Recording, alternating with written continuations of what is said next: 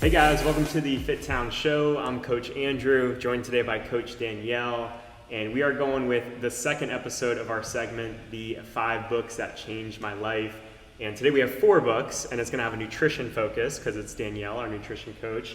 So we're going to go through the 4 books that have had the biggest impact on her life, and obviously it's nutrition focused since that's something that has had a huge impact on not just her personal life, but also her professional life, since that's what she mainly focused on here at our gym. So let's kick it off. First book, Danielle, what's your first book that changed your life? I think if I go back to the very first book that got me into nutrition coaching in the first place is the Renaissance periodization books. So there's actually 2. They have just a book that's really just a lot of science. And I really like to geek out on that kind of stuff. So that was the very first book that I read. What's and that I remember it's just called the Renaissance ebook. So the very first one, there's actually a 2.0, which is what it is now.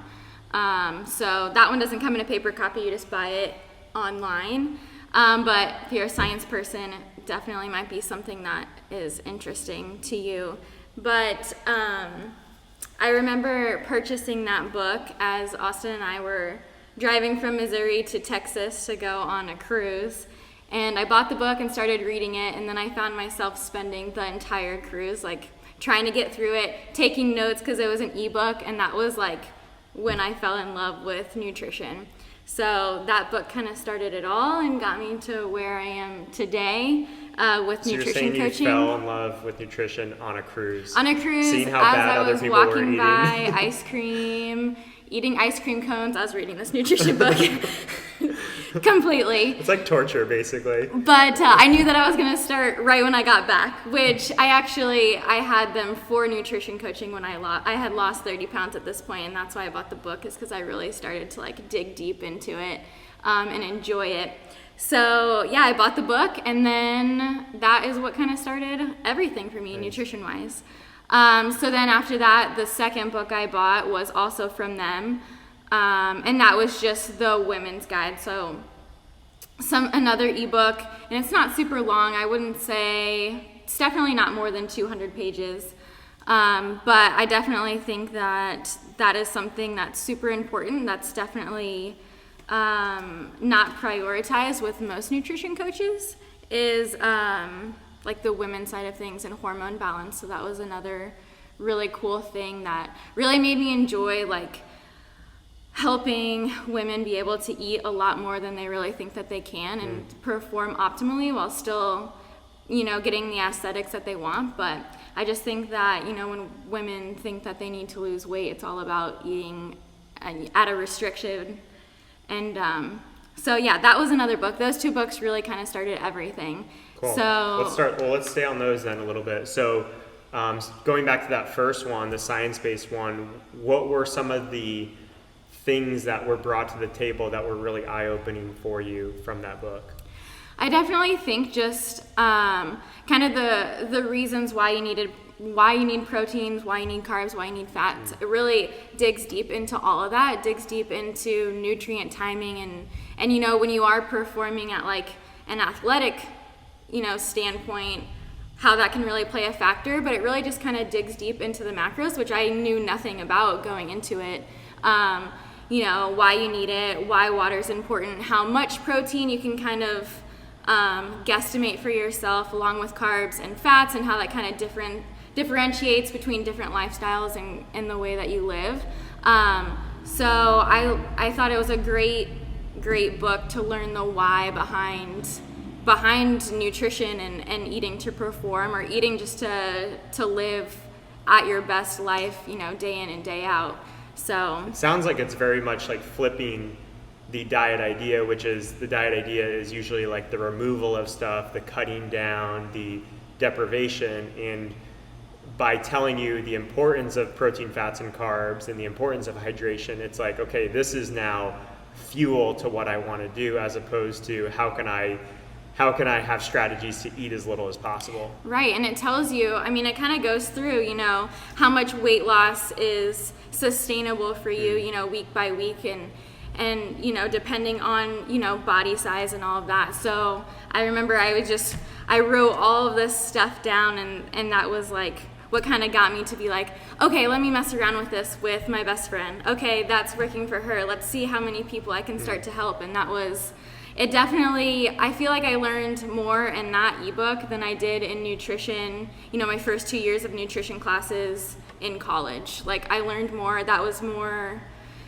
meaningful, and it Sounds was like just it's such a good, a little more practical. Yeah, definitely. Yeah. So it tells you all the things that you want to know, and not all the extra, I guess, that you can see in a 500-page textbook. But So who would be a good fit for this first book?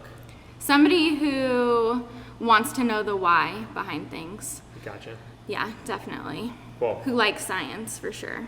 So let's go to the women's one. Now, when you say women specific, is that more hormone specific? Is that more cultural of like, hey, women have been ingrained to think this type of way about food and we're trying to flip that? Is it a little bit of both? Like, what would you say that really was the big shift there?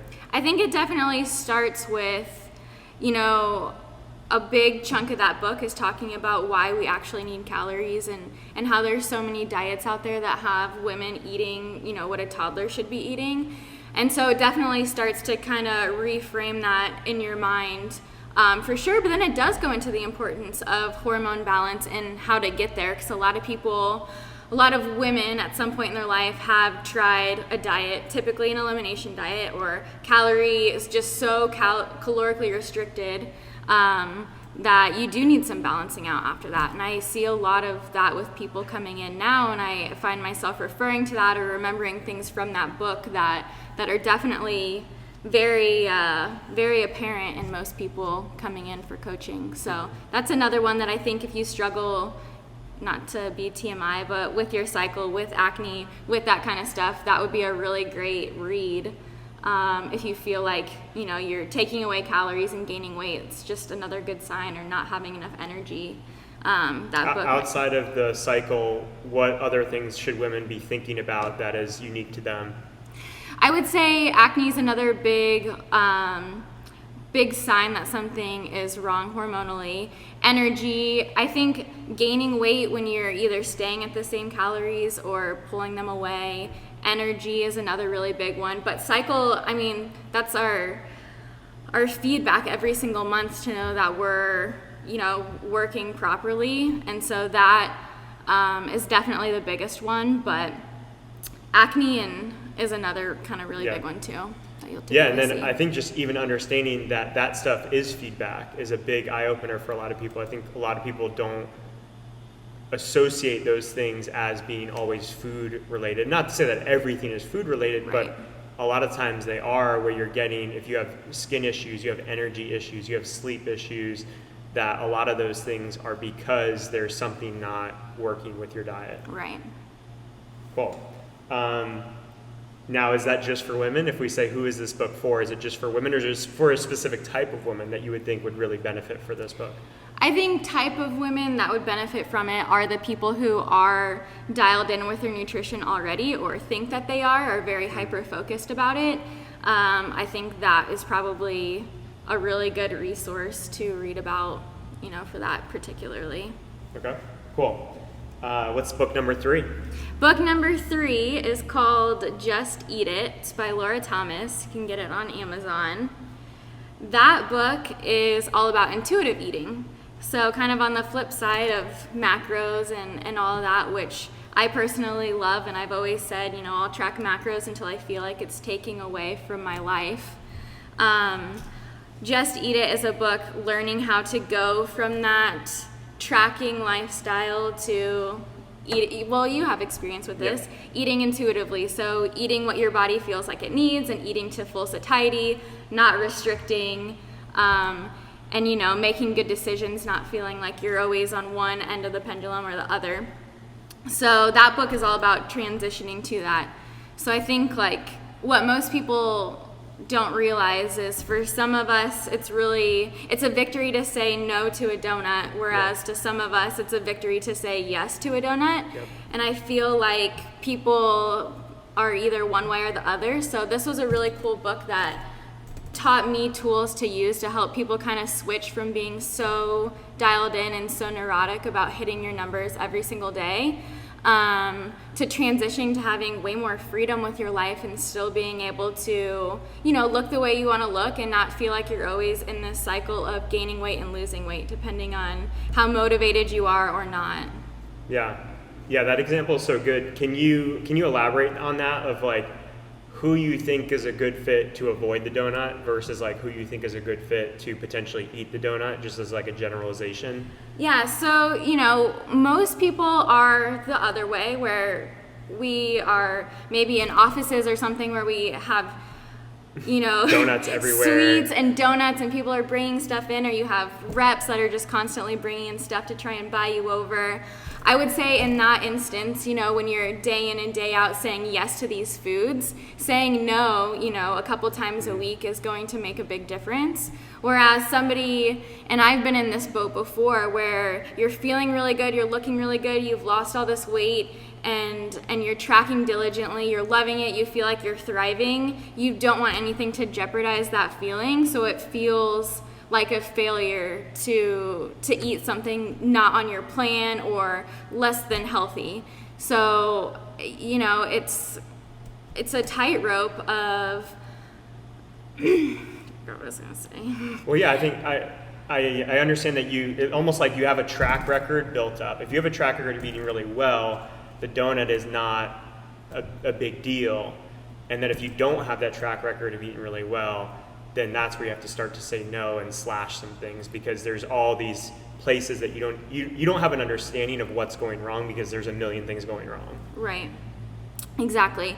And so I think that it's just, finding that balance where there's sometimes where you're saying yes just as many times as you're saying no, and vice versa. Mm-hmm. So I think that's a really good book for somebody struggling on the extreme side of where you're starting to have unhealthy tendencies, saying no too often, or saying no to going out with your friends every single time because you don't want to jeopardize, where you're at right now. I definitely think that is a really good, useful read to learn how to balance. You feel like you're out of sync. Cool. Now, is this only for someone who has a track record of tracking macros, or is this book for someone who's like, I want to eat healthier, and I've never tracked macros, but I like this idea of intuitive eating? Yeah, so it walks you through kind of how to go from either extreme. So you can kind of slowly start to journal, writing down on paper. It has reflections in there to like write down how you